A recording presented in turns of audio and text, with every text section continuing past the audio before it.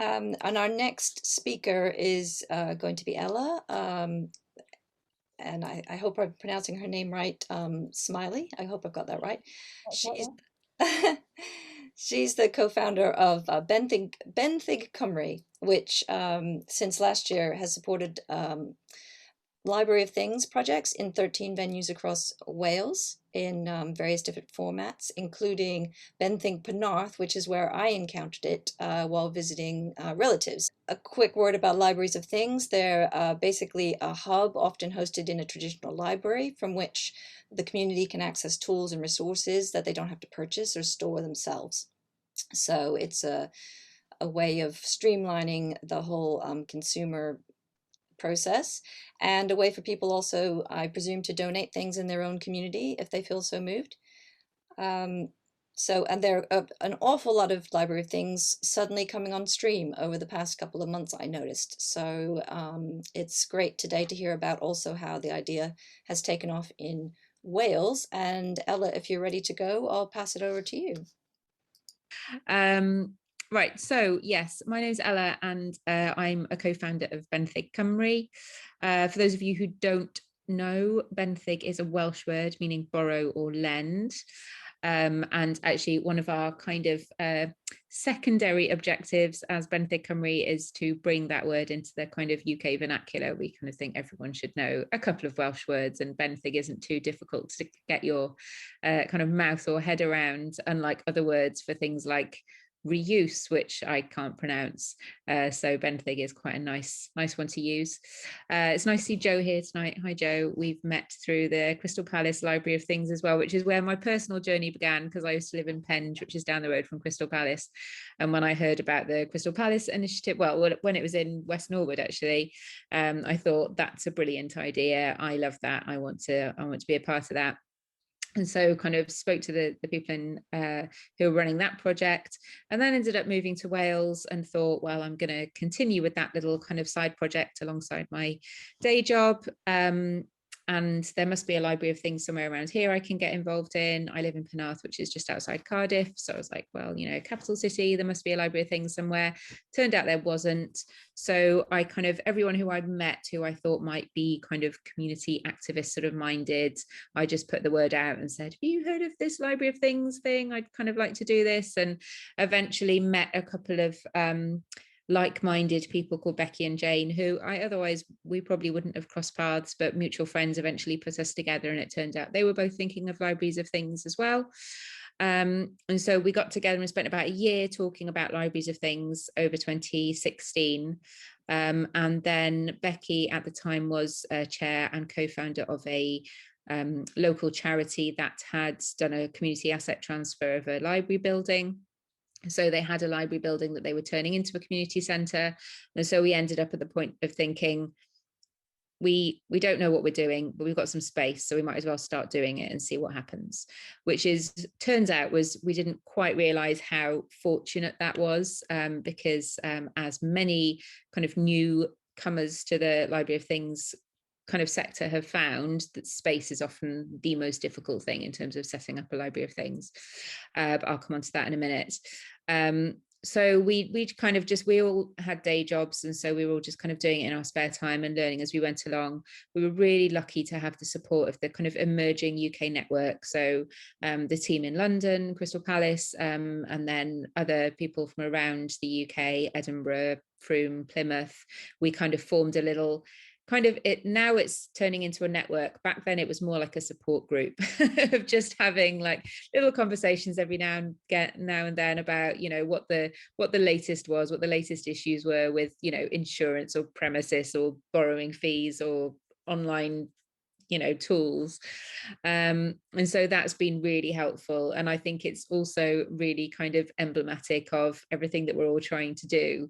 You can try and do things in isolation, but actually your strength is increased massively by community, whether it's your local community where you live, or whether it's your community of people who are trying to set up Libraries of Things around the UK.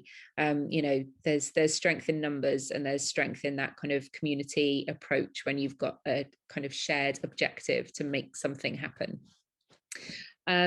So Becky, Jane and I also over the last few years have built up really strong partnerships with other organisations in Wales who are active in this space. Obviously it probably goes without saying, but, we don't see what we're doing as being something in isolation. We're very passionate about borrowing and about keeping existing resources in communities and making the most of those existing resources that have had so much kind of energy literally kind of go into producing and shipping them, but we see certainly in a Welsh context that we're part of that bigger picture, and so there's repair and reuse, and there's kind of food poverty and community, and there's high street regeneration, all of those kind of projects that we see around our community. We think it's really important that we're kind of tying in with them and sharing what we're doing to support and amplify each other's work. Again, I'll come on to that when I tell you a little bit more about what we've done.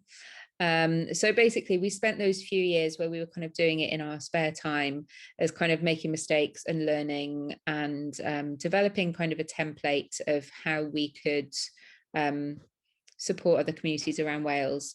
And I'm sure Joe will back me up on this. Ever since we kind of launched our first one, we just had a steady stream of messages from people saying, I want this. How can I make this happen? Can you help me? And we spent the first few years kind of holding off, saying we're not actually sure yet. We're not, we'll get back to you, but we're not the right people yet. We're still making mistakes, and we still are very much at the beginning of that learning curve. But at the end of last year, we incorporated as a community interest company, and called ourselves Benthyg Cymru. Our pilot project was called Benthyg Borrow Don't Buy. So we sort of kept the Benthyg name, but with a more kind of Welsh, changed it to a more Welsh kind of focus. So Pan Wales, I mean. And yeah, so we kind of felt by the end of last year we were sort of ready to dip our toe in helping other communities, and we thought, let's give it a go. And I'll come on to our story from the beginning of the year in a minute. But our kind of main objective as Benthyg Cymru is to facilitate a sustainable future for local communities based on the sharing economy. And we want to do that by creating places where people can donate items they own but don't need, borrow items they need but don't own, and get together to share knowledge and skills. And our overarching vision is to make borrowing in Wales as easy as popping out for a loaf of bread. So that kind of loaf of bread little summary kind of captures the kind of accessibility and the normality that we want to bring to borrowing. So we want it to be as easy and as kind of socially normal for you to pop out and borrow a hammer or a hedge trimmer as it is to pop out and get a loaf of bread. Everybody has popped out for a loaf of bread. Everybody knows what that means. It's something that you don't even really think about. When you need bread, you don't go through any kind of lengthy thought process of how you're going to access that bread, unless you feel very strongly about baking your own or whatever. But generally, you need bread, you pop out and buy a loaf. That's the kind of a behavioral change that we want to get to. And obviously, it's going to be quite a journey to get there. That's our ultimate vision. And the way we're doing this within our kind of toolkit, we support the development of libraries of things that are very kind of community led. So while we've got this kind of template and toolkit, we think it's really important that that's used as a starting point and that communities create something that works for them.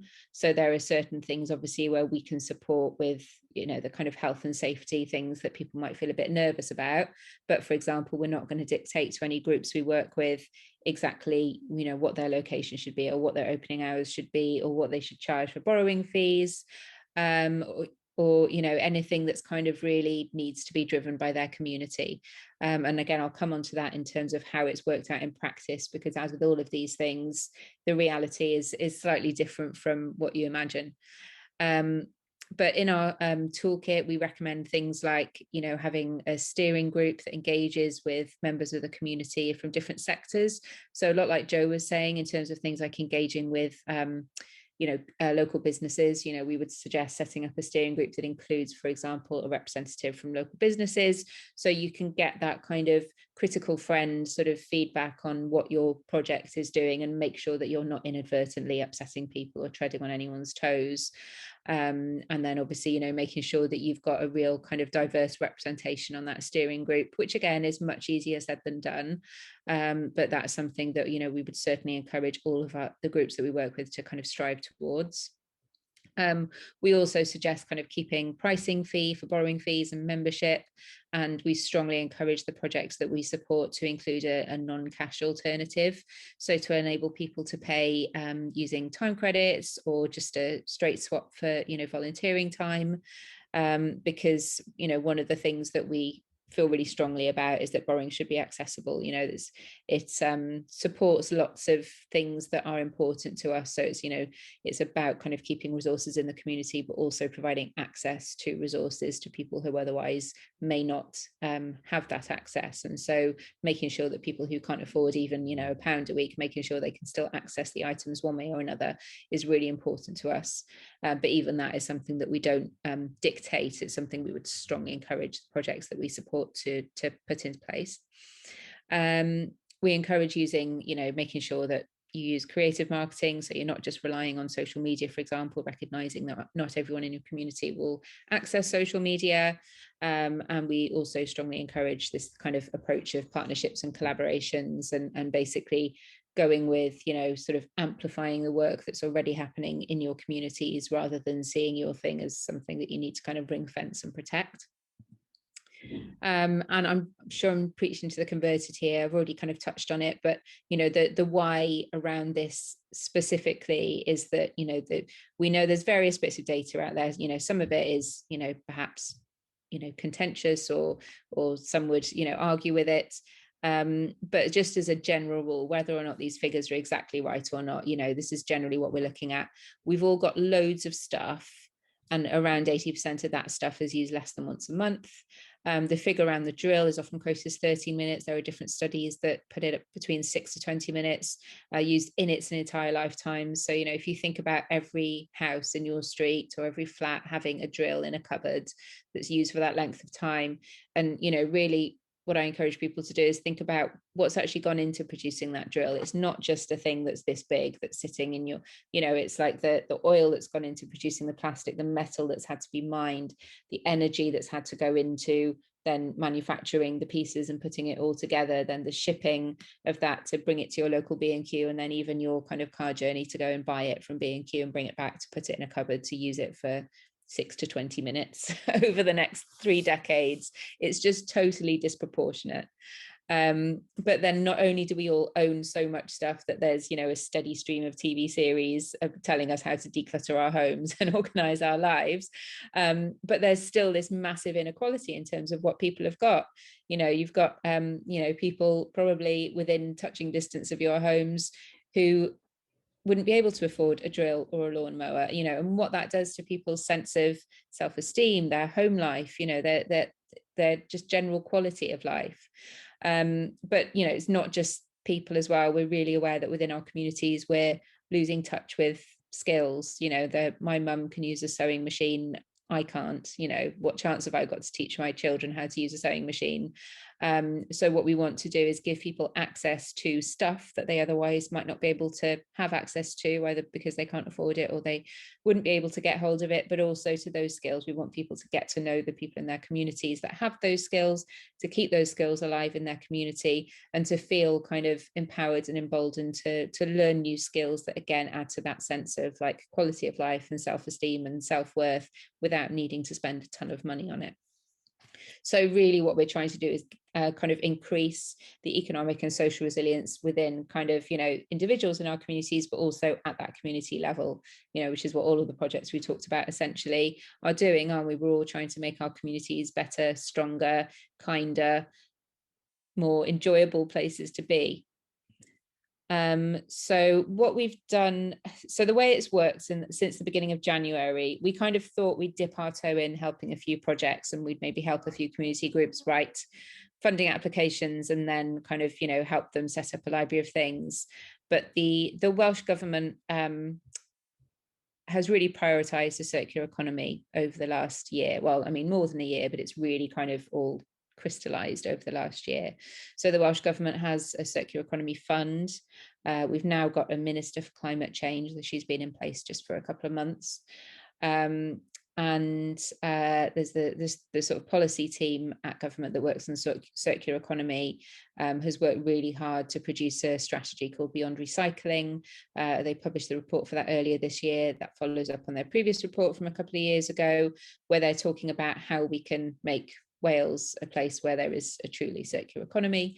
Wales is, I think, third in the world in terms of recycling. So, you know, for such a small nation within the UK, we're kind of punching above our weight in terms of this, and it's something that's really a priority, genuinely a priority for the Welsh government, and we have been fortunate enough to kind of benefit from that in a way that's been slightly overwhelming over the last sort of 9 months, but still really exciting as well. So we've been a part of, I think, I'm just trying to remember how many circles I've got on there. I can't remember if it's 12 or 13. Basically, we've been working on, I think it's about 12 static venues and then 1 mobile project since the beginning of this year, which has been crazy because me and Becky and Jane, between us, don't even pay ourselves to do 1 full working week. So we're kind of quite busy. Some of the funding pots have enabled us to take on freelancers here and there, but basically we're all just going grey prematurely at the moment. But it's really exciting. It's a great opportunity, and you know, we're just kind of seizing the moment. It kind of feels like it's now or never, really. But I'm trying to remember what our next slide says.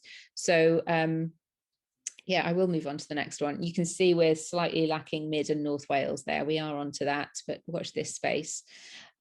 So how we've done this is, like, I think that Welsh Government support thing should probably be the first bullet point, because, you know, it's more luck than skill that we've ended up in this extraordinary situation this year where we've got all these projects that we're supporting. You know, that this hasn't happened in other nations because there hasn't been this government level support. So I think, you know, everything that I'm saying here, I'm not saying, oh, if you try a bit harder, you'll get this money from Westminster. I just don't think Westminster has the same policies, you know, the same kind of priorities, and that's obviously, you know, a challenge.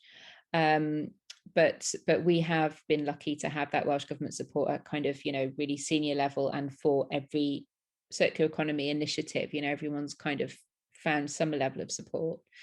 And then in practical terms, we developed the template policies and processes in our toolkit. We've had a really flexible approach. So where a lot of the projects we're working on, they're not at all what we had expected. All of the people who'd contacted us prior to sort of this year were kind of from either individuals or small community groups saying, oh, we'd like to do a library of things. How do we do it? Actually, the projects that we've ended up supporting this year are primarily through local authorities.